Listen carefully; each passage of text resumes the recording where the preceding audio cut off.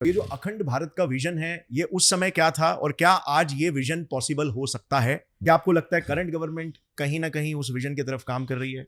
देखिए, भारत की एक खासियत है कि हम पहले हमला नहीं करते हैं। हमारे कल्चर में नहीं है, हमारे सिविलाइजेशनली नहीं है कि हम एग्रेसर का काम करते हैं। आपस में तो हम लोग एक दूसरे को बहुत पीठ में छुरे घोंपे हैं, सदियों से घोंपते आए हैं। वही करके सब, हम मुगल भी और अंग्रेज भी और सभी लोग, हमेशा से सोसाइटी डिस्ट्रीब्यूटेड ही रही है। हाँ, डिस्ट्रीब्यूटेड ही रही है, क्योंकि स्वार्थ लोगों को, और ह्यूमन नेचर है। सावरकर जी का अखंड भारत था सिंधु नदी से सिंधु सागर तक। इस भारत विशाल भूमि में जो इसको अपनी पितृभूमि यानी अपने पूर्वजों की जमीन, मातृभूमि मतलब यहाँ के त्योहारों को, खान पान, वेशभूषा को अपना माने, वो हिंदू है, चाहे वो किसी भी धर्म, जात या समुदाय का क्यों ना हो। उनकी बहुत ही ऑल एनकम्पासिंग थी।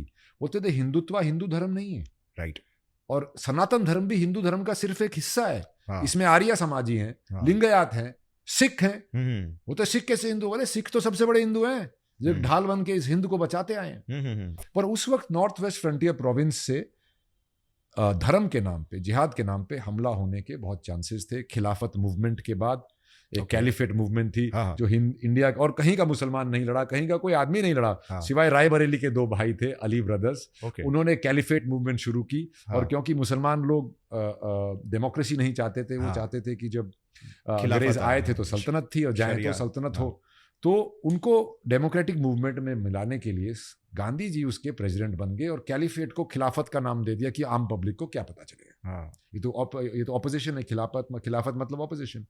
उसके बाद फिर एक पैन इस्लामिक इन्वेजन का डर बनने लगा कि तुर्कमेनिस्तान और ये सब चीज़ों से ऑटोमन एम्पायर हार गई थी, तो वो ये एक बेस्टियन हमारा भारत लेना चाहते थे।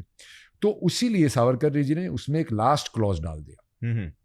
वो क्लॉज ये था कि ये आपकी पुण्य भूमि भी होगी, पुण्य भूमि, कर्म भूमि, ये था। तो उसमें क्या हुआ कि एब्राहमिकल रिलीजन्स जो हैं, जिनका इंडिया से बाहर बेस है, मतलब इनका इस्लाम, क्रिश्चियनिटी, रिलीजियस जो बेस है वो वहां है। तो उनको ये लगता था कि अगर वो हमला होगा धर्म के नाम पे, तो ये देश के लिए लड़ेंगे या धर्म के लिए लड़ेंगे। वो कंफ्यूजन हमेशा से रहता है। जी। yes.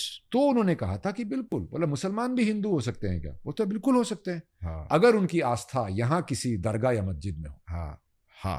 इंडिया के अंदर अखंड भारत के अंदर। तो वो उनका अखंड भारत का एरिया ये था। और उनका अखंड भारत का मैप देखो तो वो अफगानिस्तान से बर्मा और नेपाल, भूटान, श्रीलंका सब एक ही था। अभी देखो बाउंड्रीज बन चुकी, बाउंड्रीज थोड़ी छोटी हो गई, बाउंड्रीज बन चुकी हैं। Now they are internationally recognised boundaries, right. उनको आप अभी अखंड भारत, तो वो इन्वेजन हो जाएगी, वो इन्वेजन, एक्सपेंशन हो वो तो मतलब आप फिर तो मतलब आप फिर तो आप अमेरिका बन जाओगे। तो अमेरिका नहीं बनना हमको। तो अभी नहीं, अभी अखंड भारत का मतलब है जो भी आज जियोग्राफिकल बाउंड्री है इंडिया की, अखंड भारत में सभी लोग एक वोट मतलब एक वोट, सबके राइट सेम होने चाहिए, चाहे आप किसी भी रिलीजन के हों, आप किसी भी समुदाय के हों, किसी भी कास्ट के हों, आपके राइट सेम होने चाहिए। ये सावरकर जी का उस वक्त मानना था। आज भी अखंड भारत का जो सपना है वो हमारी जितनी भी बाउंड्री है उन सबको एक माने, और सबकी लॉयल्टी एक हो। उसके अंदर सब कल्चर्स बहुत हैं। अभी किसी ने पूछा उनसे कि भाई हिंदू कैसे पता चलेगा कि हिंदू ये है या वो है?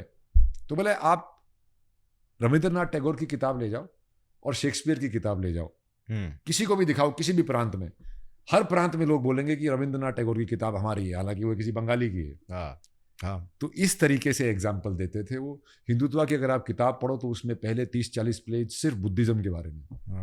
वो मानते थे कि बुद्धा से बड़ा अपोस्टल इस दुनिया में पैदा नहीं हुआ है, ना ही कभी हो सकता है। वो उनकी पूजा करते थे, उनको रिस्पेक्ट करते थे, पर उनसे अग्री नहीं करते थे।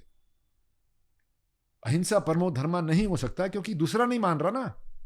राइट। और महाभारत में भी हमारे जो स्क्रिप्चर्स है उसमें कृष्ण जी ने भी यही कहा। एग्जैक्टली, मतलब अधर्म के खिलाफ आवाज नहीं उठाया तो नपुंसक होगा। आत्मरक्षा, अन्याय और अधर्म के लिए सिख, वो गुरु गोविंद सिंह जी को बहुत मानते थे। चुकार अज हमा हिलते दर गुजस्त, हलाल यस्त बुर्दन बशमशीर दस्त।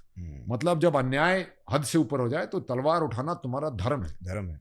और वो अंग्रेजों के हमारे राज को, जिसको बहुत लोग इंजॉय भी करते थे, अन्याय मानते थे।